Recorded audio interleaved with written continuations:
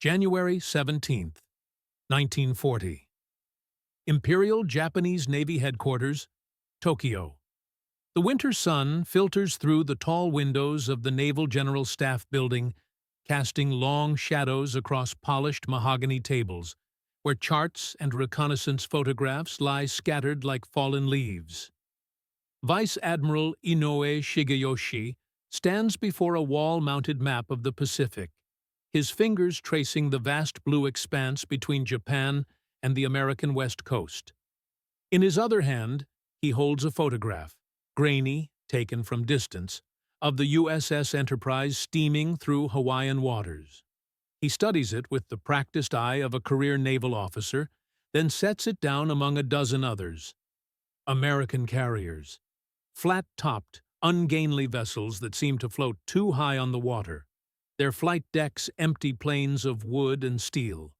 To the assembled officers in that Tokyo morning, these ships represent not a threat, but a curiosity, a technological dead end pursued by a nation that understands manufacturing but not warfare, industry but not bushido, production but not sacrifice. Outside, the city hums with the confidence of empire.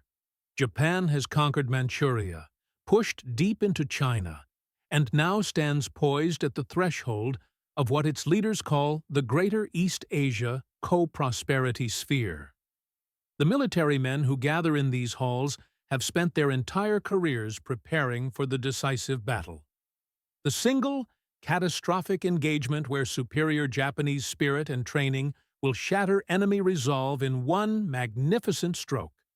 They have studied Tsushima, where Admiral Togo obliterated the Russian Baltic Fleet in 1905, and they believe that history will repeat itself when Japan's battleships, the most powerful ever constructed, meet the American fleet in the open ocean. The aircraft carrier, in their calculation, is merely a scouting platform, useful for reconnaissance, perhaps suitable for supporting actions, but ultimately peripheral to the real business of naval warfare. The gunnery duel between steel leviathans firing shells the size of automobiles.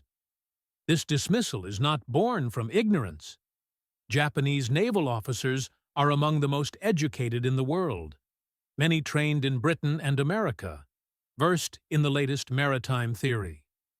But their doctrine, their entire strategic philosophy, has crystallized around the battleship. The Yamato and Musashi, under construction in absolute secrecy, will displace 70,000 tons each and carry 9 18-inch guns, weapons of such devastating power that a single broadside could theoretically sink any ship afloat. These are not merely vessels. They are floating fortresses, symbols of national will made manifest in steel and fire. Against such instruments of destruction, what could a carrier do? Launch a few dozen aircraft armed with small bombs and torpedoes that would bounce harmlessly off thick armor plate? The mathematics seem obvious. The conclusion appears inevitable. Yet even as these officers dismiss American carrier doctrine, intelligence reports continue to accumulate. The United States Navy has commissioned 7 carriers by 1940, with more under construction. American pilots train relentlessly in the skies above California and Hawaii, practicing dive bombing and torpedo runs, perfecting techniques that Japanese observers note but do not fear. There is a fundamental misunderstanding at work, a failure of imagination that will prove catastrophic. The Japanese see the aircraft carrier as the Americans have built it, a ship that launches aircraft. They do not yet comprehend what it truly represents. The projection of firepower across distances that render battleship guns irrelevant, the ability to strike without being seen, to destroy without entering range of retaliation. They see the hull and flight deck. They do not see the revolution. The Pacific Ocean, April 1942. 4 months after Pearl Harbor, Commander Mitsuo Fuchida stands on the flight deck of the Akagi, Japan's premier aircraft carrier, and watches the dawn paint the eastern horizon in shades of amber and rose. He is now a veteran of the most successful naval air operation in history, the strike on Pearl Harbor that destroyed or damaged 8 American battleships and killed 2,400 men in less than 2 hours. That December morning validated every claim the carrier advocates had made: that naval aviation could achieve what battleships could not, that speed and surprise could substitute for armor and guns, that the future of naval warfare belonged to the aircraft, not the artillery shell. The 6 carriers of Kido Butai, the mobile striking force, have since ranged across the Pacific like predatory sharks, launching devastating raids on Darwin, Colombo, and Trincomalee. They have sunk the British carrier Hermes and sent the Royal Navy fleeing from the Indian Ocean. They are, in this April morning, the most powerful naval aviation force ever assembled, veterans of 6 months of nearly unopposed victory. Yet Fuchida feels something he cannot quite name, a disquiet that has nothing to do with the morning's mission briefing. Intelligence reports indicate that American carriers, survivors of Pearl Harbor and newly arrived from the Atlantic, are operating somewhere in the vast Pacific. The Lexington and Enterprise have conducted hit-and-run raids on Japanese positions, pinprick attacks that achieved little strategic effect but suggested a worrying willingness to engage. The Yorktown and Hornet launched the Doolittle raid on Tokyo itself. 16 B-25 bombers catapulted from a carrier deck to strike the Japanese homeland in broad daylight. That raid inflicted negligible damage. A few factories burned, a dozen buildings destroyed. But the psychological impact reverberated through the Naval General Staff like a seismic shock. The home islands, sacred and inviolate, had been violated. American carriers had approached to within 600 miles of Japan, launched their attack, and escaped undetected. This should not have been possible. Japanese doctrine held that carriers were fragile, vulnerable, unable to operate without extensive support from battleships and cruisers. Yet the Americans seemed to operate their carriers independently, sending them on raids deep into Japanese-controlled waters, then withdrawing before they could be brought to battle. It was a frustrating, ungentlemanly way of making war, this refusal to stand and fight, this preference for what the Japanese disparagingly called guerrilla tactics at sea. The Americans would not commit to the decisive battle, would not offer their fleet for destruction. Instead, they raided and retreated, stung and vanished, fought a war of attrition that seemed to Japanese sensibilities dishonorable and weak. But weakness, Fuchida is beginning to understand, is not the same as caution. The Americans had lost battleships at Pearl Harbor, but not carriers. The Enterprise, Lexington, and Saratoga had been at sea that morning, by fortune or by design. Now those carriers, and others joining them, were learning their trade in the vast laboratory of the Pacific War. American pilots were gaining experience. American admirals were developing doctrine. American shipyards were beginning to accelerate production.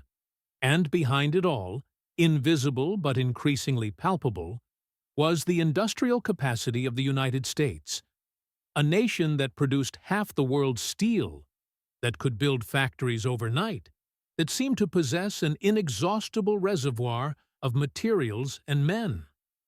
Fuchida had visited America before the war, had toured San Francisco and San Diego, had seen the warehouses stacked to their rafters with goods, the highways crowded with automobiles, the shops overflowing with consumer products that seemed miraculous in their abundance. He had noted these things with the detachment of a professional observer, recognizing American wealth, but not understanding its implications for war. Now, standing on the Akagi's flight deck as dawn breaks over the Pacific, he begins to suspect that Japan has awakened something vast and terrible, a nation that combines industrial power with the will to employ it, that can absorb losses that would cripple Japan and continue fighting, that can build carriers faster than Japan can sink them. This thought is not yet fully formed, not yet articulated even to himself. But it is there, a seed of doubt planted in the mind of a man who has seen only victory. The Coral Sea, May 7th to 8th, 1942. The first carrier versus carrier battle in history unfolds across 2 days of confused, chaotic action, where ships never see each other, where the fighting is done entirely by aircraft launched from flight decks 200 miles apart. The Japanese light carrier Shoho is caught by American dive bombers and torpedo planes, overwhelmed by 93 aircraft in the space of minutes. The Americans watch through binoculars as the small carrier disappears beneath a forest of bomb splashes and torpedo strikes, and Lieutenant Commander Robert Dixon radios the immortal phrase, "Scratch one flat top." The casual confidence of that transmission, the matter-of-fact tone, suggests a professionalism that Japanese commanders had not anticipated. These American pilots, supposedly inferior in training and spirit, are demonstrating coordination, aggressiveness, and skill that equals or exceeds Japanese standards. The following day brings a more even exchange. American and Japanese strike groups pass each other in the air, each heading to attack the other's carriers. The Lexington and Yorktown fight off waves of Japanese attackers, shooting down dozens of aircraft but taking torpedo and bomb hits that leave the Lexington mortally wounded and the Yorktown damaged. Simultaneously, American dive bombers find the Japanese carrier Shokaku and smash her flight deck with 3 bomb hits, putting her out of action for months. The battle is a tactical draw.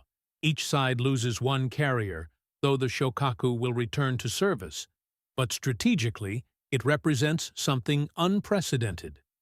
The Americans have stopped a Japanese advance, have prevented the invasion of Port Moresby, have demonstrated that they can fight carrier battles on equal terms. Japanese naval officers study the action reports from Coral Sea with growing unease. The Americans fought with unexpected competence, their pilots showing courage and skill, their carrier task forces maneuvering with a flexibility that Japanese commanders had not anticipated. More worrying still is the American willingness to trade losses. The Lexington was one of America's pre-war carriers, a veteran ship, and the Americans abandoned her without apparent hesitation when she became unsalvageable, taking off her crew and letting her burn. This cold calculus, this willingness to lose ships while preserving trained men, suggests a strategic patience that is antithetical to Japanese doctrine. Japan fights for the decisive victory, the crushing blow. America, it seems, is prepared to fight a long war, to trade material for time, to learn from defeats and return stronger. Admiral Yamamoto Isoroku, architect of Pearl Harbor and Japan's most perceptive naval strategist, sees in Coral Sea the confirmation of fears he has harbored since before the war. He knows America, has lived there, studied at Harvard, served as a naval attaché in Washington. He understands, in a way most Japanese officers do not, the depth and power of American industrial capacity. He argued against war with the United States, warned that Japan might win victories for 6 months or a year, but that a prolonged conflict would inevitably favor the Americans. Now, 5 months into the war, his predictions are beginning to materialize. Japan has won every major engagement, has conquered a maritime empire stretching from the Indian Ocean to the Central Pacific. Yet American carriers continue to operate, American forces continue to resist, and American industry is beginning to mobilize for total war. Yamamoto decides on a bold stroke to break this dangerous stalemate. He will force the decisive battle by attacking Midway Atoll, a remote American outpost 1,300 miles northwest of Hawaii. The Americans, he calculates, cannot allow Midway to fall without risking Hawaii itself. They will commit their carriers to its defense, and there, in the waters north of the atoll, the combined fleet will annihilate American naval aviation in one magnificent engagement. The plan is elaborate, involving diversionary attacks on the Aleutian Islands, a massive invasion force for Midway, and Kido Butai, 4 carriers, Akagi, Kaga, Soryu, and Hiryu, to provide air supremacy. Supporting this force will be a battle line of 7 battleships, including Yamamoto's flagship, the super battleship Yamato. It is the most powerful naval force ever assembled under one command, and its objective is to destroy the remnants of American naval power in a single day of battle. The plan assumes American weakness, American predictability, American willingness to fight according to Japanese expectations. These assumptions will prove fatal. June 4th, 1942. Dawn over Midway Atoll. Commander Fuchida is not flying this morning.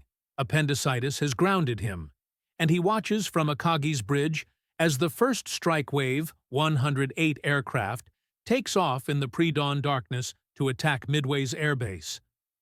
The carriers pitch and roll in heavy seas, spray breaking over their bows, but the launches proceed flawlessly. This is routine now, an operation performed hundreds of times in training and combat. The aircraft form up in the darkness, navigation lights blinking, then turn south toward Midway as the sun breaks the horizon behind them. What Fuchida and Admiral Nagumo Chuichi, commander of Kido Butai, do not know is that American codebreakers have penetrated Japanese naval communications. Admiral Chester Nimitz, commander of the Pacific Fleet, knows that Midway is the target, knows when the attack will come, and has positioned 3 carriers, Enterprise, Hornet, and the hastily repaired Yorktown, northeast of Midway, in a position to ambush the Japanese fleet. The Americans are outnumbered in carriers, 4-3, and in aircraft, but they have the advantage of surprise and, critically, the advantage of position. They know where the Japanese are. The Japanese do not know where they are. The American carriers launch their own strikes, sending every available aircraft toward the reported position of the Japanese fleet. What follows is a comedy of errors and confusion that nearly ends in disaster. American torpedo bombers, flying obsolete TBD devastators armed with defective torpedoes, attack first without fighter escort. They are slaughtered. Of 41 torpedo bombers launched, 36 are shot down by Japanese fighters and anti-aircraft fire, and the remaining 5 accomplish nothing. Their torpedoes miss or fail to explode. The Japanese fighter pilots, veterans of 6 months of nearly uninterrupted victory, feel confirmed in their belief in Japanese superiority. The Americans are brave but incompetent, their aircraft inferior, their coordination poor. Then, at 10:22 a.m., the war changes forever. American dive bombers from Enterprise and Yorktown, separated, confused, nearly out of fuel, happen upon the Japanese carriers at the moment of maximum vulnerability. Nagumo has spent the morning in an agony of indecision, first arming his reserve aircraft with bombs for a second strike on Midway, then ordering them rearmed with torpedoes when he learns that American carriers are in the area. The hangar decks of Akagi and Kaga are cluttered with ordnance, fuel lines, and armed aircraft when the American dive bombers roll into their attacks from 17,000 feet. The crews on the Japanese carriers hear the scream of diving aircraft and look up to see formations of SBD Dauntless dive bombers falling out of the sun in near vertical dives. For 30 seconds, the world contracts to the space between sky and sea, between safety and annihilation. Bombs fall like steel rain. The Akagi takes a hit that detonates aircraft on her flight deck, and the explosion tears through to the hangar, where it ignites fuel and ordnance in a catastrophic chain reaction. The Kaga suffers 4 hits in rapid succession, transforming her into an inferno. The Soryu is struck 3 times and begins to list almost immediately. In 5 minutes, 3 of Japan's premier aircraft carriers, ships that have ranged across the Pacific, that have struck Pearl Harbor and Darwin, that carry Japan's most experienced pilots and crew, are reduced to burning wrecks. Commander Fuchida, watching from the Akagi's bridge, sees the bomb that kills his ship falling toward him, a black dot growing larger against the blue sky. The blast throws him across the bridge and breaks both his ankles. Through shock and pain, he watches as fire spreads across the flight deck, as secondary explosions ripple through the ship, as sailors burn and die around him. The Akagi, pride of the Imperial Navy, is transformed in minutes from a weapon of devastating power to a helpless, burning hulk. She will burn for hours before being scuttled by Japanese destroyers, taking with her the myth of Japanese invincibility and the strategic initiative in the Pacific War. The Hiryu, separated from the other carriers, launches a counterattack that damages the Yorktown and eventually contributes to her sinking. But American dive bombers find the Hiryu in the afternoon and reduce her to the same burning fate as her sisters. By nightfall on June 4th, all 4 Japanese carriers are gone, along with 300 aircraft and many of Japan's most experienced pilots and aircrew. The American carriers, having lost the Yorktown but preserved the Enterprise and Hornet, withdraw to the east. The battle is over. Japan has lost. In the weeks after Midway, as the full magnitude of the disaster becomes clear, Japanese naval officers struggle to comprehend what has happened. How could 4 carriers, protected by the most powerful fleet ever assembled, be destroyed in a single morning? How could American pilots, supposedly inferior, poorly trained, flying inferior aircraft, achieve in 5 minutes what the Japanese could not accomplish in hours of attacking Pearl Harbor? The answers, when they emerge from action reports and survivor testimonies, are devastating to Japanese naval doctrine. The Americans had demonstrated operational flexibility that Japanese commanders lacked. When Admiral Nagumo vacillated between attacking Midway and attacking the American carriers, when he ordered aircraft rearmed and then rearmed again, he was following a doctrine that assumed time and space to make deliberate decisions.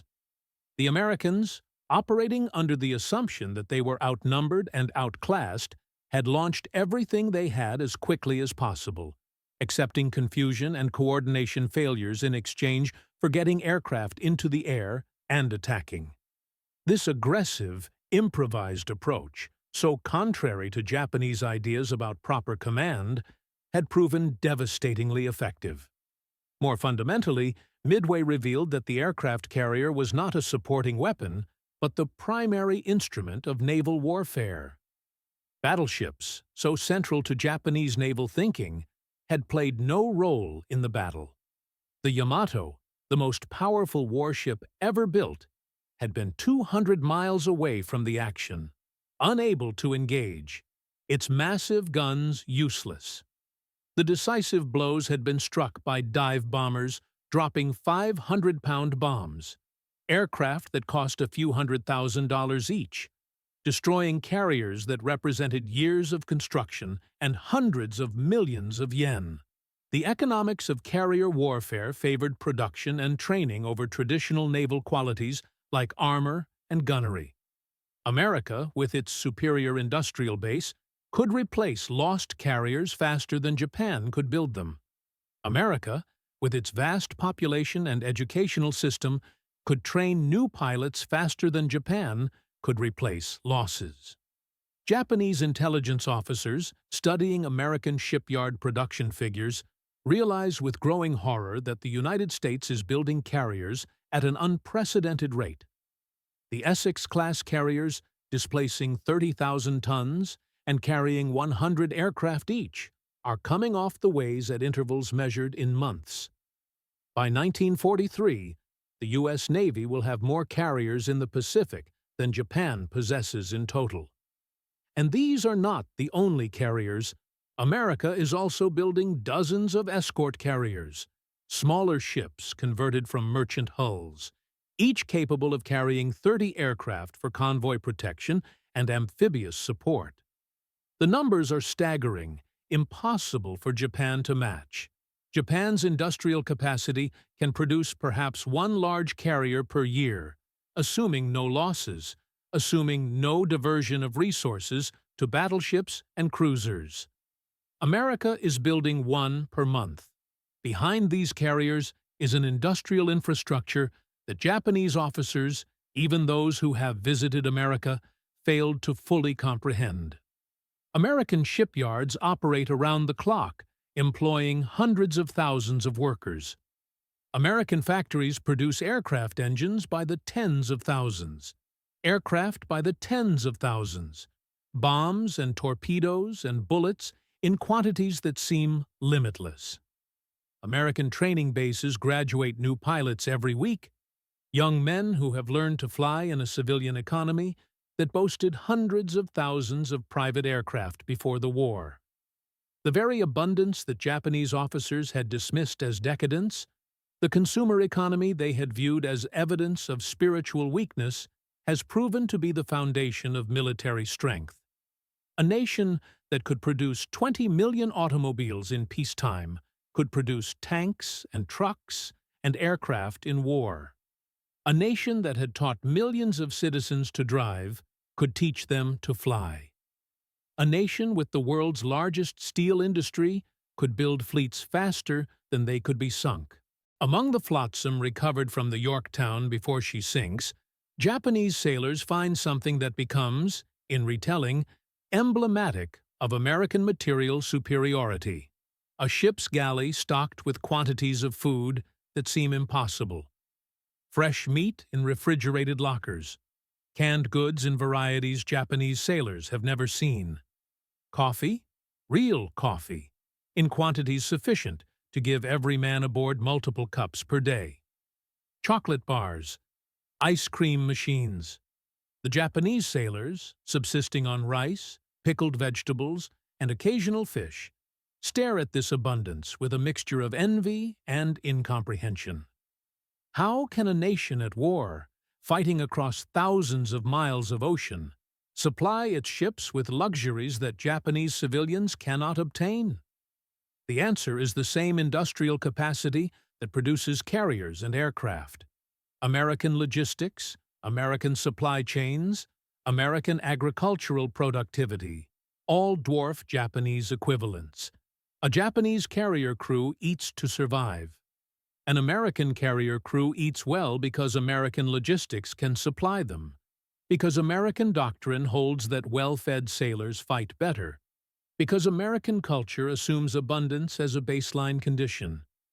This difference extends to every aspect of naval operations. American ships have better damage control equipment, more spare parts, more redundancy built into every system. American aircraft have self-sealing fuel tanks that Japanese aircraft lack, armor protection that Japanese designers sacrifice for speed and range, radios that work reliably where Japanese radios fail. These material advantages reflect different philosophies. Japanese military culture glorifies spirit, training, discipline, qualities that individuals develop through hardship and sacrifice. American military culture trusts technology, logistics, and superior materiel, qualities that industrial societies develop through engineering and production. Neither approach is inherently superior in all circumstances, but in carrier warfare, in a conflict that will be decided by industrial attrition, the American approach proves devastatingly effective. Japan can produce superlative individual pilots, men who train for years and possess extraordinary skill. But when those pilots are killed, and at Midway, Dozens of Japan's best die in a single morning. They cannot be rapidly replaced. America produces competent pilots in large numbers, men who train for months rather than years, but who fly superior aircraft and can be replaced when lost. Quality versus quantity, spirit versus materiel. And in this war, quantity and material prevail. After Midway, the Pacific War becomes a long exercise in Japanese retreat and American advance. The strategic initiative passes to the United States and never returns. Japanese commanders, forced onto the defensive, discover that carrier warfare favors the attacker who can choose when and where to engage. American carriers, growing in number with each passing month, raid Japanese bases, support amphibious invasions, intercept Japanese reinforcement convoys. Japanese carriers, few in number and growing fewer, must respond to American initiatives, must defend territory rather than project power. The battles that follow Midway, the Eastern Solomons, Santa Cruz, the Philippine Sea, demonstrate American learning and Japanese stagnation. American doctrine evolves rapidly, incorporating lessons from each engagement. American carriers begin operating in groups, 2 or 3 together, their combined aircraft creating strike packages too large for Japanese fighters to intercept effectively. American combat air patrols, guided by radar that grows more sophisticated with each month, intercept Japanese attacks before they reach the carriers. American damage control, already superior to Japanese equivalents, becomes extraordinarily effective. The Yorktown at Midway and the Franklin in 1945 both survive damage that would have sunk Japanese carriers. Japanese doctrine, by contrast, remains static, constrained by limited resources and inability to replace losses. Japanese carriers continue to operate individually or in pairs, making them vulnerable to concentrated American attacks. Japanese pilots, as skilled as ever, fight without radar support, without adequate radio communication, without the logistics chain to keep aircraft properly maintained. Gradually, inevitably, Japanese naval aviation is ground down by attrition it cannot afford. The Philippine Sea in June 1944, called the Great Marianas Turkey Shoot by American pilots, sees Japanese naval aviation effectively destroyed. 3 carriers sunk, more than 600 aircraft shot down, and with them, the last generation of Japanese naval aviators who remember victory. By 1945, Japan's carrier fleet exists largely on paper. The surviving carriers lack fuel to operate, lack aircraft to launch, lack pilots to fly them. The Shinano, the largest carrier ever built, is sunk by an American submarine on her maiden voyage, having never launched an aircraft in combat. The Americans, by contrast, deploy task forces of a dozen or more carriers, floating cities that range at will across the western Pacific, striking the Japanese home islands with impunity. The final irony comes in July 1945, when American and British carriers, more than 20 ships, steam directly offshore of Japan and launch strikes against coastal cities, their aircraft filling the skies like flocks of mechanical birds, and the Imperial Navy can do nothing to stop them. On the Missouri's deck in Tokyo Bay, September 2, 1945, Japanese officials sign the instrument of surrender. Overhead, 400 carrier-based aircraft fly in formation, a final demonstration of the weapon that decided the Pacific War.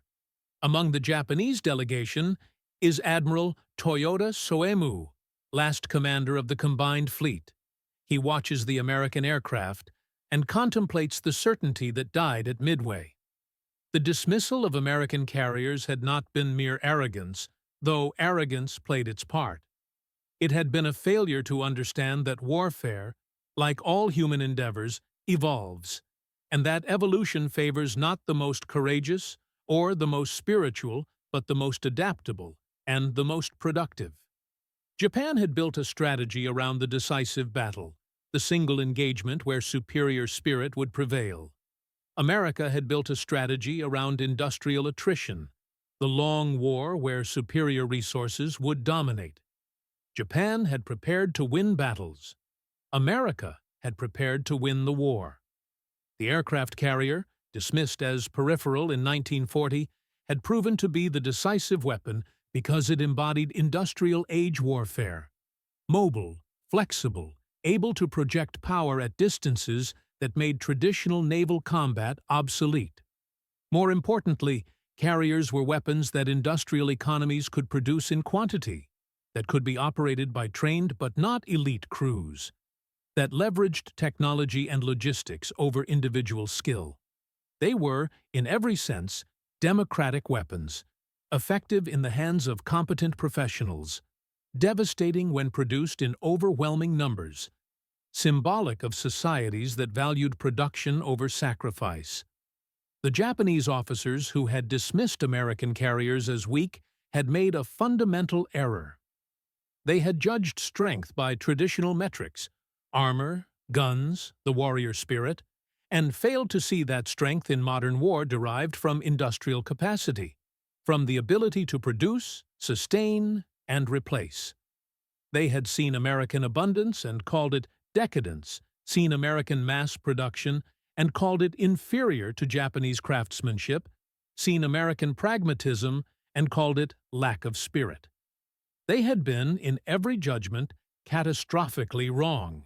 In the end, the Pacific War was decided not by which nation had the bravest soldiers or the most skilled pilots, though both sides possessed courage and skill in abundance. It was decided by which nation could build more ships, train more pilots, produce more aircraft, sustain operations across thousands of miles of ocean, and absorb losses that would have crippled a less wealthy society. The carrier was the instrument of that decision, but the underlying reality was simpler and more brutal. America's factories had defeated Japan's warriors. America's abundance had overwhelmed Japan's discipline. America's materialism had crushed Japan's spiritualism. The lesson of Midway, and of the carrier war that followed, was that modern warfare rewards production over valor, logistics over tactics, and patient accumulation of strength over brilliant strokes of genius. The Americans had not fought brilliantly at Midway. Their torpedo bombers had been slaughtered. Their coordination had been poor. Their success had depended partly on luck. But they had fought with enough strength, enough persistence, and enough resources to prevail. And having prevailed, they had learned, adapted, and returned stronger. Japan had fought brilliantly for 6 months, had demonstrated tactical excellence and operational audacity, had won victories that should have been decisive. But victories in modern war are not decisive unless they destroy the enemy's ability to continue fighting. Japan's victories had destroyed American battleships, but not American carriers, had conquered territory but not industrial capacity, had won battles but not the war. And in the long run, in the war of attrition that followed Midway, industrial capacity was all that mattered. The sky above Tokyo Bay, September 1945, is filled with American aircraft, physical manifestation of the industrial power that Japan had challenged and that had inevitably overwhelmed it. Those aircraft launch from carriers that Japan had once dismissed as weak, flown by pilots that Japan had once considered inferior, armed with weapons produced by factories that Japan could never match. They are the answer to the question asked in Tokyo, January 1940. What could carriers do against battleships?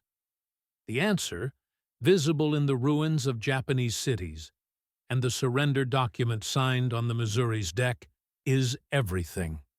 Carriers could do everything because carriers were not merely ships, but symbols of industrial age warfare, embodiments of productive capacity, instruments of a kind of power that Japan had failed to understand until understanding came too late. The officers who had stood in Tokyo headquarters, studying photographs of American carriers and dismissing them as peripheral, had not been fools. They had been products of their culture, their training, their era, and they had been wrong in ways that cost their nation an empire, cost millions of lives, and ended with foreign aircraft filling their skies.